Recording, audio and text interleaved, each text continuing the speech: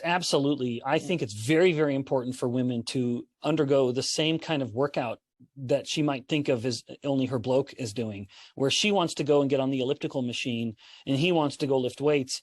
I strongly believe a woman would be much, much better served minute for minute by lifting weights, because the same mortality risk applies to her.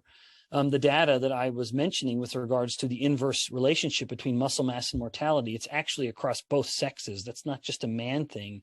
It's very much a man and a woman phenomenon, where the more muscle that the woman has, the harder it is to kill her. And I don't mean you're being hunted. So it might be a silly way of saying it, but I kind of like it, because we do live in a dangerous world and bad things happen.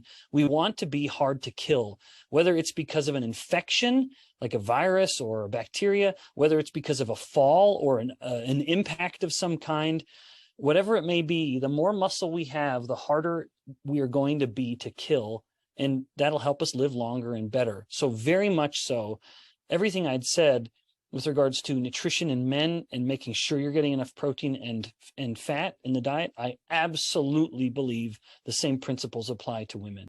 What are we doing to make sure we don't become rigid in our thinking? I strongly believe everyone should think like a scientist. And that might sound smug, because I am one, and I don't mean to aggrandize my own profession, although it's very noble. But a scientist is a seeker of truth. And I will never forget when my PhD mentor told me that. I had come to him with this, hanging head. I was so disappointed that the experiment I'd done found no positive result. In other words, there was no difference. And he had said, Ben, don't be discouraged. This is truth. We're just trying to find truth. That's what a scientist is. I've never forgotten that. And I've thought about it in every aspect of my life.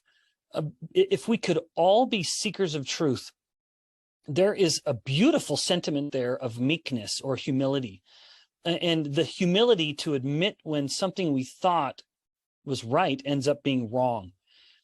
Much to my dismay and worry, this idea is becoming increasingly rare in today's world, where people are very proud of whatever they feel. They want to brag about whatever they feel.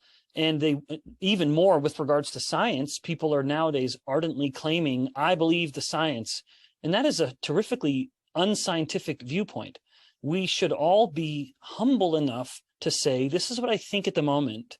But if I see evidence that is contrary to what I thought I know, then I need to be prepared to look at it and appreciate it and ask whether this, in fact, might be more valid than the conception that I'd been holding on to, whatever it may be.